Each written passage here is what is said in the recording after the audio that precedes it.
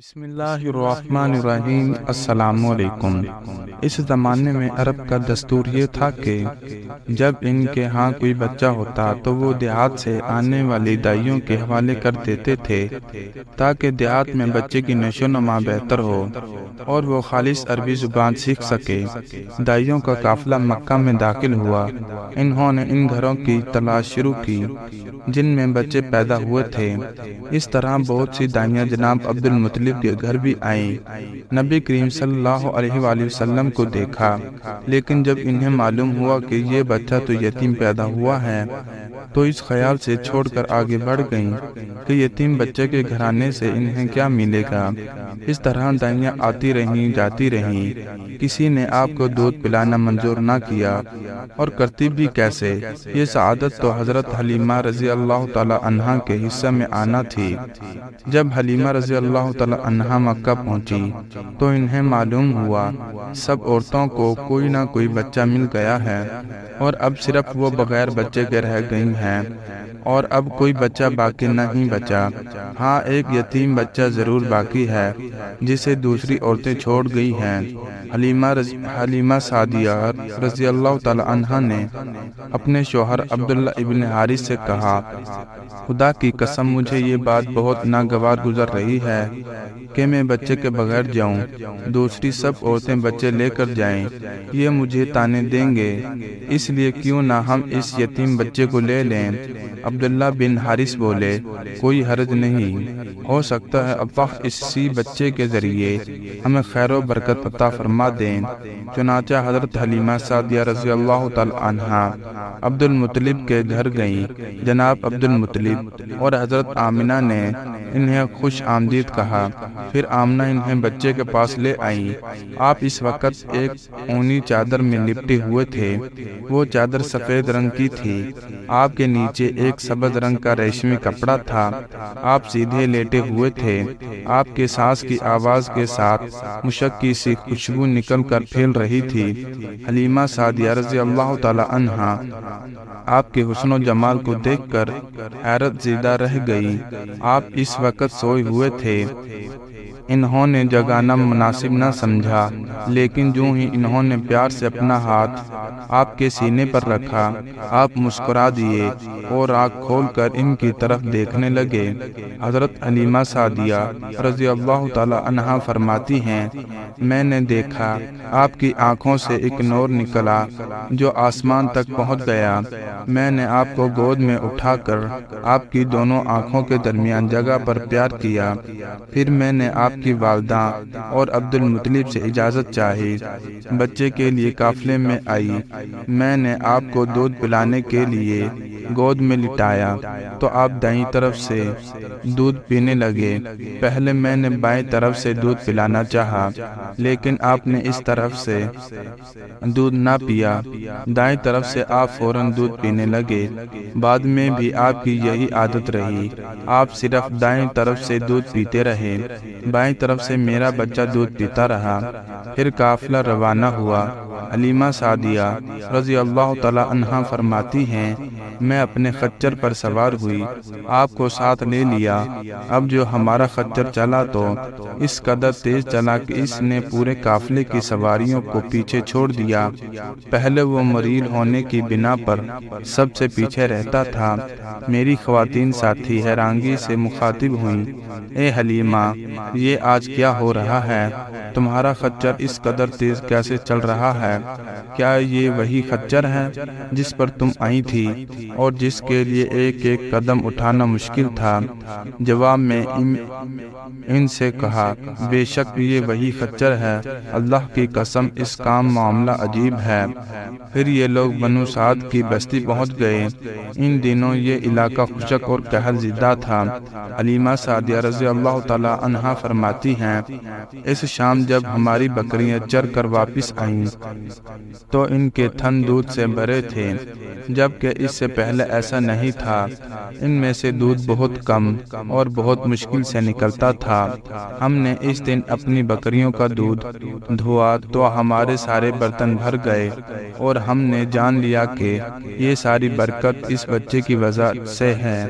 آس پاس کی عورتوں میں بھی یہ بات پھیل گئی۔ ان کی بکریاں بدستور بہت کم دودھ دے رہی تھی، غرض ہمارے گھر میں ہر طرف ہر چیز میں برکت نظر آنے لگی۔ دوسرے لوگ تعجب میں رہے۔ اس طرح 2 ماہ گزر گئے۔ 2 ماہ ہی میں آپ چلنے پھرنے لگے۔ آپ 8 ماہ کے ہوئے تو باتیں کرنے لگے اور آپ کی باتیں سمجھ میں آتی تھی۔ 9 ماہ کی عمر میں تو آپ بہت صاف گفتگو کرنے لگے۔ اس دوران آپ کی بہت سی برکات دیکھنے میں آئیں۔ حلیمہ سعدیہ رضی اللہ تعالی عنہا فرماتی ہیں، جب میں آپ کو اپنے گھر لے آئی تو بنو سعد کا کوئی گھرانہ ایسا نہ تھا جس سے مشک کی خوشبو نہ آتی ہو۔ اس طرح سب لوگ آپ سے محبت کرنے لگے۔ جب ہم نے آپ کا دودھ چھڑایا تو آپ کی زبان مبارک سے یہ الفاظ نکلے، اللہ اکبر کبیرہ والحمدللہ کثیرہ وسبحان اللہ بکرۃ الاسیلہ، یعنی اللہ تعالیٰ بہت بڑا ہے، اللہ تعالیٰ کے لیے بے حد تعریف ہے اور اس کے لیے صبح و شام پاکی ہے۔ پھر جب آپ صلی اللہ علیہ وآلہ وسلم 2 سال کے ہو گئے تو آپ کو لے کر آپ کی والدہ کے پاس آئے۔ اس عمر کو پہنچنے کے بعد بچوں کو ماں باپ کے حوالے کر دیا جاتا تھا۔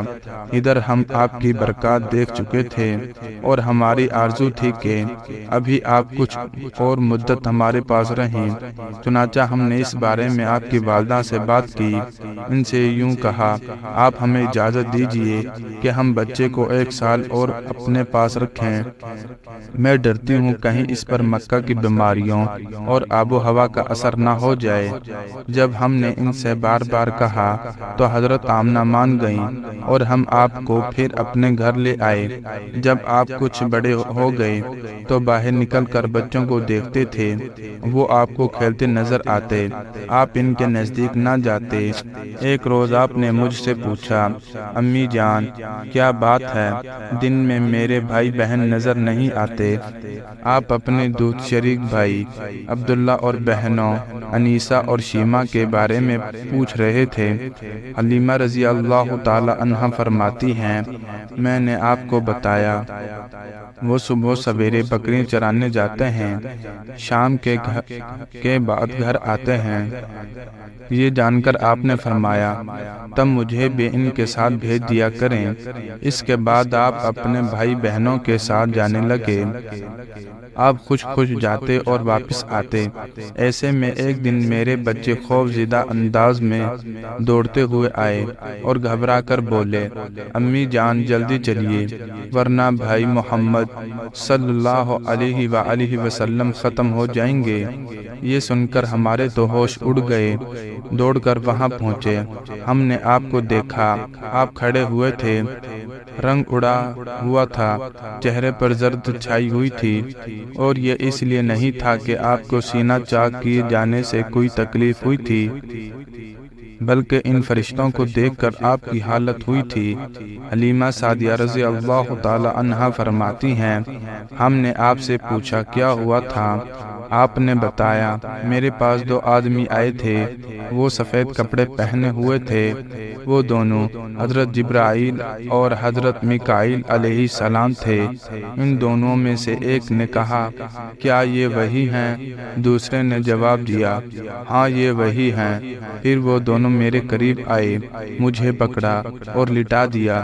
اس کے بعد انہوں نے میرا پیٹ چاک کیا اور اس میں سے کوئی چیز تلاش کرنے لگے۔ آخر انہیں وہ چیز مل گئی اور انہوں نے اسے باہر نکال کر پھینک دیا۔ میں نہیں جانتا وہ کیا چیز تھی۔ اس چیز کے بارے میں دوسری روایات میں یہ وضاحت ملتی ہے کہ وہ سیاہ رنگ کا ایک دانہ سا تھا۔